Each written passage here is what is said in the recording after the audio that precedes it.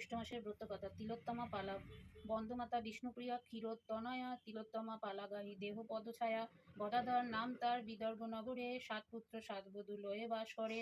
ছোট পুত্র বধূ তার ছিল লক্ষ্মীমন্ত্র, আর 6 বধূ ছিল বড়ই অসন্ত। 6 যায় মিলি সদা করে আচরণ, ক্রমে ছাড়খাড় হয় সোনার সংসার। অবশেষে হেন দশা উপস্থিত হইল, 7 ভাই ভিক্ষা করি ঘুরিতে লাগিল। ছোট বউ তিলোত্তমা ছিল পিতৃঘরে, স্বামী গৃহে আসি হইল বিস্মিত অন্তরে। গৃহ মধ্যে গর্ত দেখি স্বামীরে বলিল, গৃহ মাঝে গর্ত কেন আহা, আমার এটা বলো। স্বামী কহে, এই সব গর্তের মাধ্যমে সবাই আহার করি যে উপায়ে। 7 ভাই মিলি ভিক্ষা করি দাঁড়ে দাঁড়ে, যাহা পায় ঘরে আনি করি যে আহার। স্বামী বাক্যে তিলোত্তমা বলিল তখন, আমি যাহা বলি নাথ করহ শ্রবণ। 7 ভাই ভিক্ষা করি যাহা কিছু পাবে, আনিয়া সকল দ্রব্য মোর হস্তে দিবে। শুনি 7 ভাই মিলে ভিক্ষা করে গেল, তিলোত্তমা আনি সব দ্রব্য দলিল। লক্ষ্মী স্মৃতি তিলোত্তমা করিল রন্ধন, নানা দ্রব্য রাধি করে। রাধি সবে করহ ভোজন, যতন করিয়া 6 যায় খাওয়াইল তিলোত্তমা সবশেষে ভোজন করিল। এই রূপে একে একে দিন কেটে যায়, সকলের প্রিয়পাত্রী তিলোত্তমা হয়। তারপর তিলোত্তমা গর্ভবতী হল, 6 যায় দেখি তাহা হিংসায় জ্বলিল।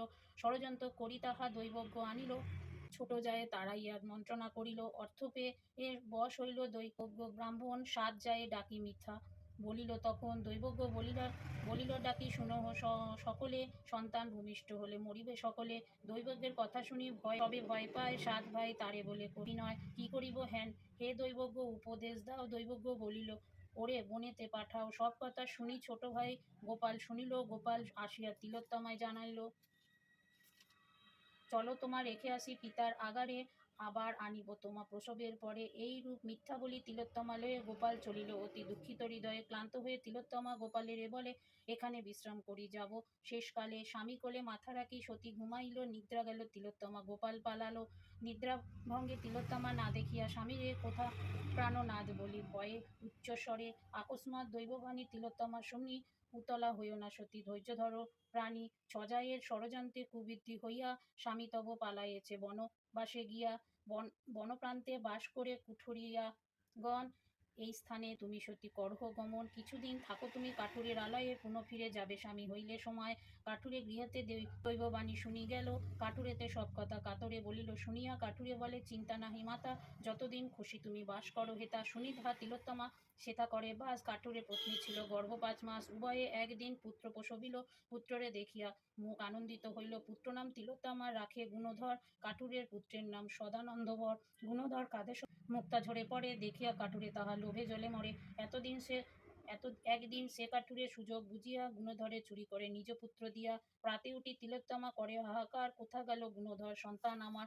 সতীর কন্ধনে লক্ষ্মী ব্রাহ্মণের বেশে, 80-10 জন দর্শন দিল তিলোত্তমা পাশে। লক্ষ্মী বলে, তিলোত্তমা কাঁদিও না তাই, তব পুত্র লয়ে গেছে কলিঙ্গ রাজায়। কাঠুরের পুত্র লয়ে সেই স্থানে যাও, আমি রক্ষিব তোমা, ভয় নাহি পাও। সেই স্থানে পুত্র আর স্বামীরে পাইবে, তোমার সকল দুঃখ অবসাদ হইবে। লক্ষ্মীর আদেশ পেয়ে তিলোত্তমা সতী সে যায় অতি দ্রুতগতি। এদিকে সে কাঠুরিয়া লয়ে গুণধরে মুক্তহারে ভেদ দিল কলিঙ্গ রাজারে। ভেদ পেয়ে মহারাজ দিব্যপুরী গেল, সে পুরীতে কাঠুরিয়া বসতি করিল। শিবের মন্দির এক করিয়া গঠন, শত শত দীন দুঃখী করহ ভজন। 16 বৎসর গুণধর সবে হইল, সেই দিন তিলোত্তমা কলিঙ্গে আসিল। শিবের মন্দির দেখি বিশ্রাম কারণে ক্লান্ত হয়ে তিলোত্তমা বসিল সেখানে। হেনকালে গুণধর সেখানে আসিয়া তিলোত্তমা দেখি তারা বিস্মিত হইল। গুণধর আসি তারে জিজ্ঞাসা তখন, কি কারণে হেতা মাগো তব আগমন? মম পিতা করিতেছে এই শিবালয়, অতিথি সৎকার মোরা করি যে হেতায়। তিলোত্তমা বলে, বাছা কিবা তব নাম? পিতার কি নাম তব? কোথা তব ধাম? শুনো মাগো, মোর নাম হয় গুণধর, ওই ওই হের অট্টালিকা আমার পিতার। মম পিতা মাতা মাগো থাকে ওই স্থানে। এই রাজ্যে এসেছি মোরা বাণিজ্য কারণে। এই রূপে দুজনে আলাপন করে নিজ পুত্র তিলোত্তমা বুঝিল অন্তরে। তিলোত্তমা একদৃষ্টে দেখিতে লাগিল। গুণধর বলে, মাগো কি দেখিছ বলো? তিলোত্তমা বলে, পুত্র তোমারই কারণে নানা দেশ খুঁজি শেষে এসেছি এখানে। মুকুতা ঝরি তো তুমি করিলে ক্রন্দন, কাঠুরিয়া তাই তোমা করেছে হরণ। তোমারে করিয়া চুরি এনেছে এখানে, পুত্র বলি পরিচয় দেয় বিসর্জনে। গুণধর শুনি তাহা আশ্চর্য মানিল, গৃহ ফিরি কাঠুরতে জিজ্ঞাসা করিল। গুণধর বলে, পিতা জিজ্ঞাসি তোমারে, পিতামাতা কেবা মোর বলহ আমারে। জ্যোতিষীর সনে মোর পথে দেখা হইল, তুমি মোর পিতা নহ। গুনিয়া বলিল, সেই কথা শুনি মোর সন্দেহ হয়েছে, সত্য কথা বলো পিতা তুমি মোর কাছে। কাঠুরিয়া বলে, পুত্র ইহা সত্য কথা, 5 মাস যবে তুমি মরে তোর মাতা অনাথ দেখিয়া তোরে করেছি পালন, মিথ্যা বলে ওরে বাছা।